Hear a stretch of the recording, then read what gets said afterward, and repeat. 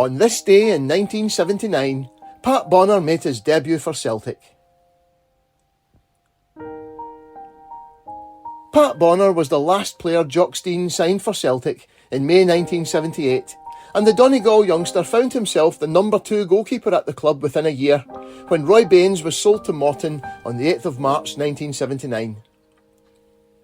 The 18-year-old was thrust into the first team for the first time after Peter Latchford lost 2 bad goals in a Scottish Cup replay defeat to Aberdeen on the 14th of March, although Billy McNeill was at pains to stress that the Englishman remained first choice.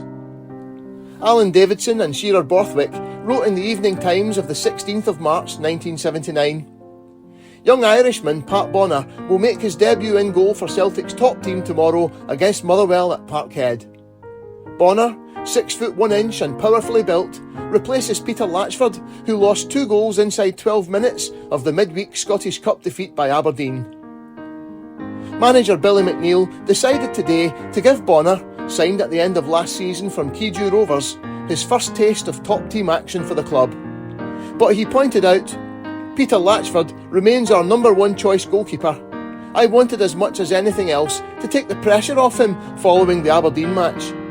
I have a lot of respect for Peter's abilities and have explained the position to him. So far as Pat is concerned, he is a fine prospect, and I'm confident that he will come into the team tomorrow and do a good job for us." The worst winter weather in nearly 20 years meant Celtic had only played 1 league match since December, and they were in 8th place in the 10-team Premier Division. But in an incredibly tight race, were only 6 points behind leaders Dundee United and had 4 games in hand. It was hoped that the match against Motherwell would kick-start a renewed title challenge after the Scottish Cup exit, and Motherwell, on a wretched run of form and almost certainties to be relegated, were not expected to offer much resistance.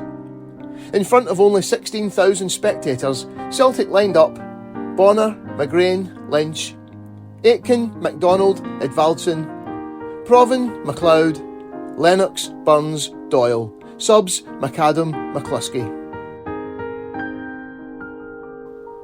It took only 14 minutes for Celtic to go in front, Shearer Borthwick writing in the Evening Times of the 17th of March.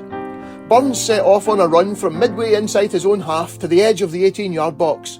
Rennie dashed out to parry the ball as Doyle also challenged. The keeper failed to hold the ball and Bobby Lennox dashed through to smack the ball into the empty net. The first half was a procession of chances for Celtic, but no more were taken, Johnny Doyle coming closest when he hit the post with a first-time shot from the edge of the box. The veteran Lennox put Celtic 2 ahead on 50 minutes, Don Morrison reporting in the Sunday Mail of the 18th of March. Provan, moving on the right, hit a high cross which found Lennox all on his own at the far post. His header was placed firmly and cleanly out of Rennie's reach. Motherwell hit back on 63 minutes with a goal created by former Celtic favourite Paul Wilson, who had looked threatening in possession throughout the match. Shearer Borthwick reported, "Then, in the 62nd minute, Motherwell's babes shocked the home side when, on the break, they scampered off to score a fine goal. Wilson hit a perfect ball into the 18-yard box for Donnelly to control it and then send a high ball raging away into the corner of the net with Bonner helpless."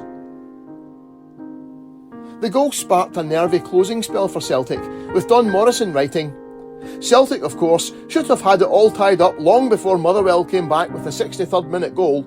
In fact, but for what surely must have been the luck of the Irish, young Bonner could have lost another after he brilliantly blocked a Larnock shot and the ball broke to substitute Mungle.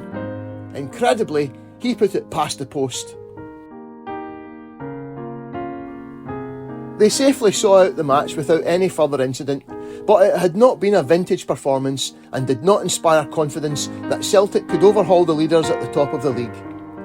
A young Jim Traynor wrote in the Glasgow Herald of the 19th of March, "Against Ali MacLeod's youngsters, who were brushed aside in their previous 3 matches, losing 13 goals, Celtic often looked sluggish.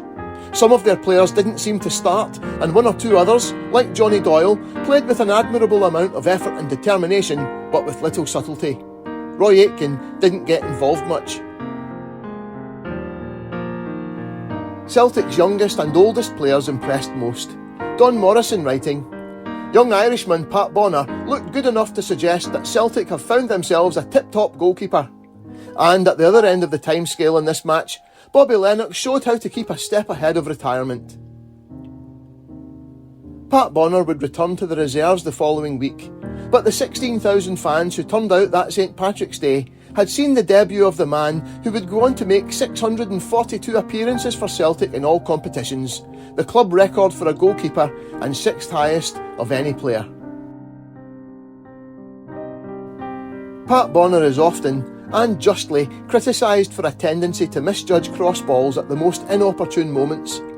But with 4 league titles, 3 Scottish Cups and 1 League Cup win in almost 15 years as Celtic's first choice keeper, he is indisputably one of the greatest of Celts.